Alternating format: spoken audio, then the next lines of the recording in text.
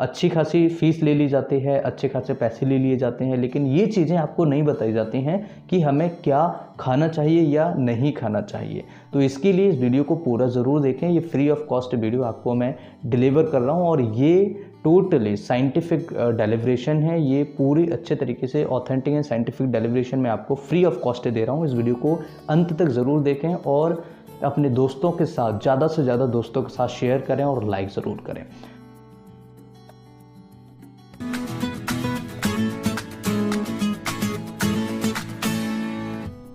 आज के इस वीडियो में हम जानेंगे जिन मरीजों को बलगम ज़्यादा बनता है उन मरीजों को क्या नहीं खाना चाहिए। तो इस वीडियो में बारीकी से समझिएगा कि ऐसी कौन सी चीज़ हैं जिनको खाने से आपकी प्रॉब्लम, आपकी समस्या बढ़ सकती है। सबसे पहले समझेंगे बलगम क्यों बनता है, हमारे फेफड़ों में क्यों जमता है, और अगर बलगम बन रहा है तो बलगम कैसे कम कर सकते हैं। और उसके बाद हम समझेंगे कि बलगम अगर किसी मरीज को लंबे समय से क्रॉनिक प्रॉब्लम है, किसी व्यक्ति को लंबे समय से परेशानी है, तो उस व्यक्ति को क्या करना चाहिए, कैसे वो अपने बलगम को कम कर सकता है। तो सबसे पहले हम ये समझ लेते हैं कि बलगम होता क्या है। बलगम यानी कि जब भी हमारे शरीर के अंदर कोई इन्फेक्शन होगा, चाहे वो बैक्टीरियल इन्फेक्शन हो, चाहे वो वायरल इन्फेक्शन हो, या फंगल इन्फेक्शन हो, या कोई क्रॉनिक बीमारी हो, ट्यूबरकुलोसिस यानी टीबी की बीमारी हो सकती है। इसके अलावा कई ऐसे पेशेंट्स होते हैं जिनको कैंसर की बीमारी हो सकती है, फाइब्रोसिस की हो सकती है, सीओपीडी हो सकता है, अस्थमा हो सकता है। कई प्रकार की बीमारियां फेफड़ों से संबंधित होती हैं जिसमें मरीज को बलगम बन सकता है।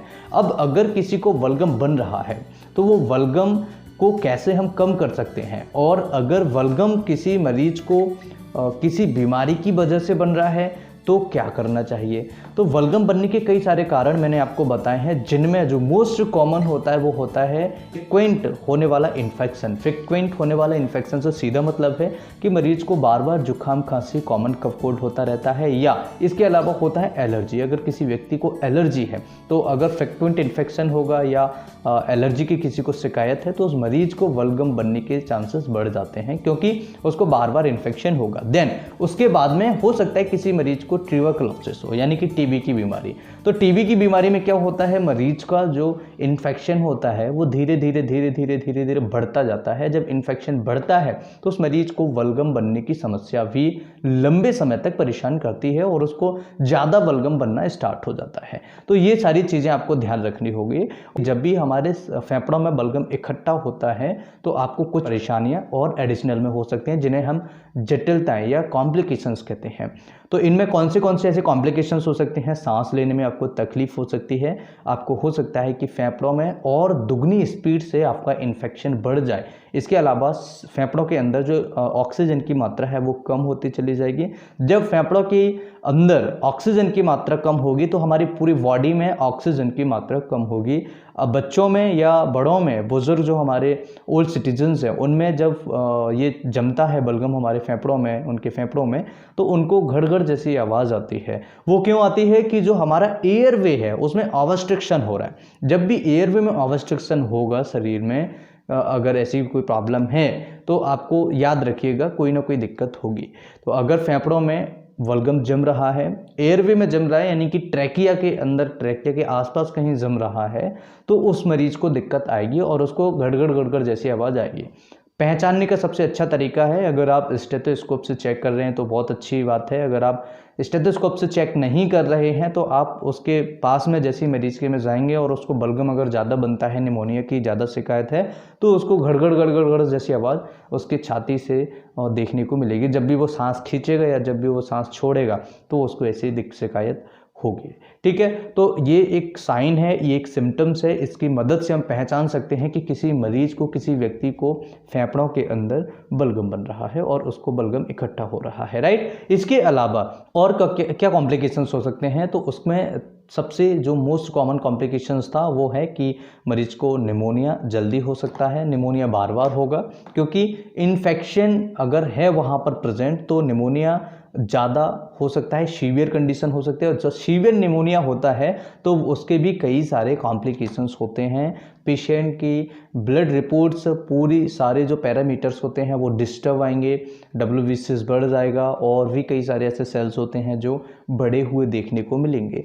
तो उस मरीज को अगर बलगम बनता है और अगर उस मरीज को बलगम जैसी प्रॉब्लम्स हैं तो उस मरीज को क्या नहीं खाना चाहिए वो समझ लेते हैं। सबसे पहली चीज़ें कि उस मरीज को ठंडी चीज़ें, जो ठंडी तासीर वाली चीज़ें होती हैं वो नहीं खानी चाहिए। ठंडी तासीर वाली चीज़ें क्या होती हैं, आपने देखा होगा मूली। अगर किसी व्यक्ति को गले में या छाती में उसको बलगम जमता है तो इस चीज़ को ध्यान रखें, मूली उस मरीज को बिल्कुल न दें, क्योंकि ये ठंडी होती है और मरीज को ये सर्दी के मौसम में स्पेशली नहीं खाना चाहिए। ऐसे मरीज को जिसको बलगम बनती है या फेफड़ों के मरीज हैं, इस बात को ध्यान रखें, उनकी परेशानी बढ़ सकती है। तो मूली आपको नहीं खाना है। इस चीज़ को आप विशेष तरीके से नोट कर लें किसी डायरी में कि आपको याद रहे, राइट। तो मूली नहीं खानी है। इसके अलावा जो डेयरी प्रोडक्ट्स होते हैं, डेयरी प्रोडक्ट्स आपको क्यों नहीं खाने। डेयरी प्रोडक्ट्स खाने का एक पीछे एक मैं कारण आपको बताने की कोशिश करता हूँ। जब भी हम डेयरी प्रोडक्ट्स खाते हैं तो इनके अंदर चिकनाहट होती है और ये चिकनाहट आपके बलगम को बढ़ाती है, इसलिए आपको डेयरी प्रोडक्ट्स नहीं खाने। डेयरी प्रोडक्ट्स में क्या क्या आता है, चीज़ है, बटर है, और इसके अलावा दही है, मट्ठा है, मक्खन है, घी है। ये सारी चीज़ें जो हैं ये आपको प्रॉब्लम क्रिएट कर सकती हैं। जितने भी डेयरी प्रोडक्ट्स होते हैं वो आपको नहीं खाने हैं। इसके अलावा और क्या नहीं करना चाहिए खाने पीने में, अगर हम बात करें तो ऐसी ठंडी चीज़ें जैसे जूसेस वगैरह आपको नहीं पीने चाहिए अगर जिनको बलगम बनता है। स्पेशली सुबह के टाइम पे तो बिल्कुल भी नहीं पीने चाहिए। सुबह के टाइम पे मीठी चीज़ें हैं या फिर उनको जो शुगर वाले जो जूसेस होते हैं वो नहीं लेने चाहिए। जूसेस से भी आपको प्रॉब्लम्स हो सकती है। चॉकलेट्स भी नहीं लेनी चाहिए, चॉकलेट से भी आपको दिक्कतें हो सकती हैं। ये सारी चीज़ें आपको नहीं खानी है अगर किसी को बलगम बनता है तो।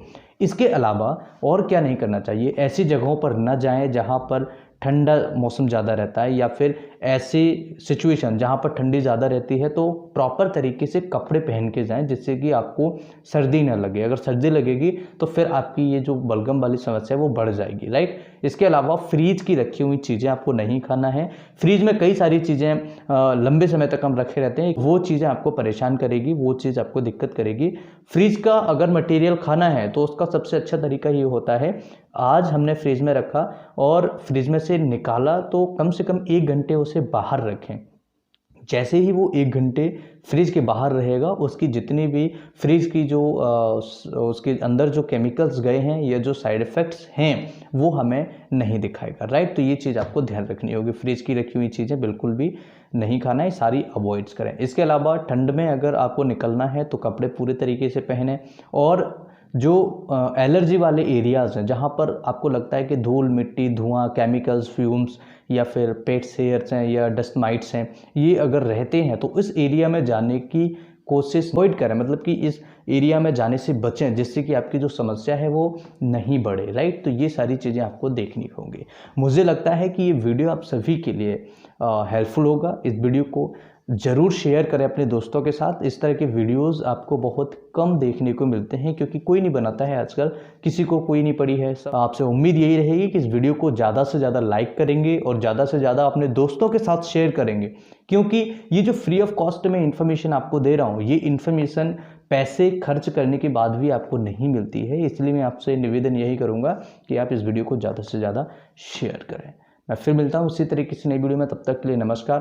Thanks for watching, have a nice day, जय हिंद।